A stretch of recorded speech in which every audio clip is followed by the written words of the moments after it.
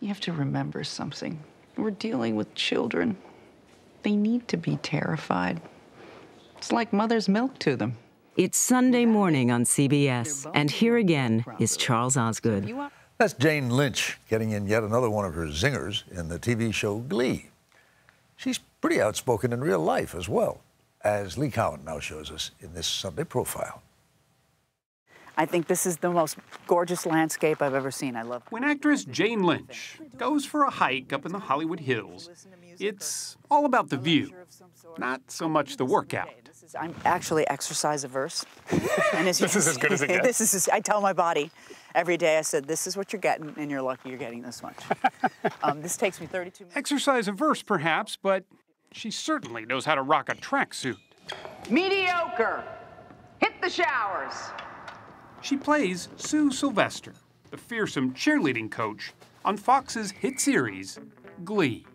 This is what we call a total disaster, ladies. I'm going to ask you to smell your armpits. That's the smell of failure, and it's stinking up my office. She's full of venomous one-liners, like this. So you like show tunes. Doesn't mean you're gay. It just means you're awful. And yet, she's still somehow likable.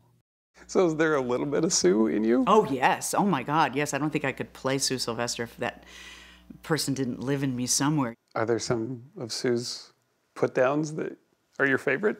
That are my favorite. I'm going to get you a kitty cat. I'm going to let you fall in love with that kitty cat. And then on some dark, cold night, I will steal away into your home and punch you in the face. Which makes almost no sense. No sense at all. So perfect. But now this wisecracking actress is taking a crack at something else. She held my gaze and put a hand in my knee. Cabaret. And you are, she said, no names, please. I don't think anything makes me happier than singing. And I'm not a great singer. I'm not like, you know, it fills me with such joy. It like massages my soul. Music transcends me. We caught up with her rehearsing for her first show, starting later this week at New York's 54 Below, a supper club just off Broadway. Are you nervous? I'm nervous, yeah. I think I'm appropriately nervous. As much as my insides were screaming, no! I said, yes, I'll do it. There's no doubt she's got the pipes. Last year, she carried a tune for the blustery Miss Hannigan in the Broadway revival of Annie.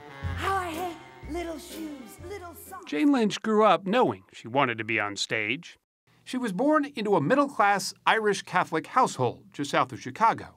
She always had a sense of humor, but it came with a healthy dose of social anxiety, too.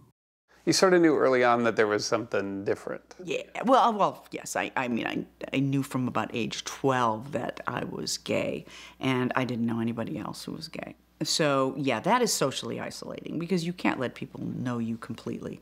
Did you feel lonely? Yeah, I felt very lonely. I mean, there was nobody like me. That isolation led to a nasty habit of drinking. Not necessarily more than others, but too much, she says, for her. Everybody I went to high school with, we all drank every week. I mean, when I was in high school, I was drinking every night. And what was your drink of choice? Miller Lite. I wasted an entire drinking career on Miller Lite.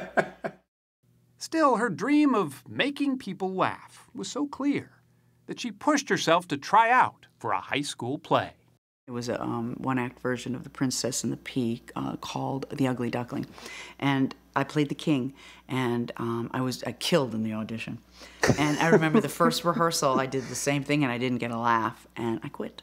So what did you think when you quit? You thought that was it? Yeah, and you know, I kind of got a reputation at my high school as a quitter, so I was not cast for a couple of years. And it was terrible, it was awful. It was just awful. So what changed? What snapped you back? I remember saying to myself, I'll never quit anything ever again, ever. I'd rather fail and look like a fool than not do it. She wasn't done with quitting everything, however. Nearly 2 decades later, ready to down a glass of wine, she suddenly got the urge to pour it down the drain instead. I started going to AA. I was never tempted to pick up a drink ever again. In fact, Never. it freaked me out that people left AA and got drunk again. I was like, why would you do that? And it's 22 years later, and I haven't had a drink. And that's when it all started to click. Friendships flourished, and in time, romance. Although it took a while, Lynch even got comfortable with the idea of getting married, which she did in 2010 to psychologist Laura Embry. You were worried, though, that your mom may have thought that that's what you're most worried about, right? I told my mother, I said, you know, I'm getting married, and she said, how? She just, it didn't compute. They met in California back in 2009. Lynch had moved here after her stint with Chicago's Second City comedy troupe. She was in her 30s, though, when she made the move, a late bloomer by Hollywood standards, but the risk, she says, was worth it.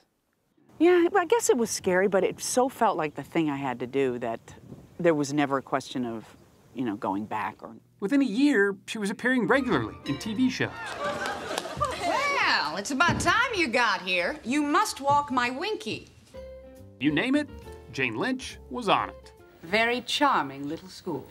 Little school? No, don't be so sensitive. They all came from the same liver. She even landed a part in a big movie, opposite Harrison Ford, in The Fugitive. She was good at it, enough that years later she even shared the screen with Meryl Streep in Julie and Julia. He wanted so much for us to stay in Pasadena, marry Republicans, and breed like rabbits. Why didn't we? Too tall. Let's face it, it's true. But where Jane Lynch really had the most fun was comedic improv, Oh my God, you're so short. Oh. Camera adds on a few inches. You know? which made her perfect for the tongue-in-cheek mockumentary Best in Show. Lynch played the butch poodle trainer, a character she took to absurd yet oddly believable proportions. My father was the taskmaster, the disciplinarian, which is what I do. I'm the mommy slash daddy. That's right. Like Mr. Punishment. Oh, well, you know, and also reward. But It was all improvised. The script looks like a regular script, but it's no dialogue. the door's always open, so to speak. Great. She used her improv skills again while trying to seduce Steve Carell in The 40-Year-Old Virgin, making up a song using words from her high school Spanish textbook. ¿Dónde va con tanta prisa al partido de fútbol? I was just kind of riffing in my head, what would be a fun thing to do? And right before we rolled, I said to Steve Carell, I said, I think I might sing a little song. And he said, okay. From another village came a It's a time of change for Lynch, not only with her singing, but her personal life as well. folks from miles would run away. Her much publicized marriage ended in a much publicized divorce last year. Still, personally, Jane Lynch says she's never felt more empowered. Yeah. How I feel inside my body is a place I'd never thought I'd be 20 years ago. More comfortable, more I'm confident? much more comfortable in my skin, yeah. I've fought myself a lot, even after I came out of the closet, and even after I got sober. I mean, I just struggled with myself internally a lot. I feel like I've kind of made some quantum leaps in terms of how I walk through the world these days. I'm much happier.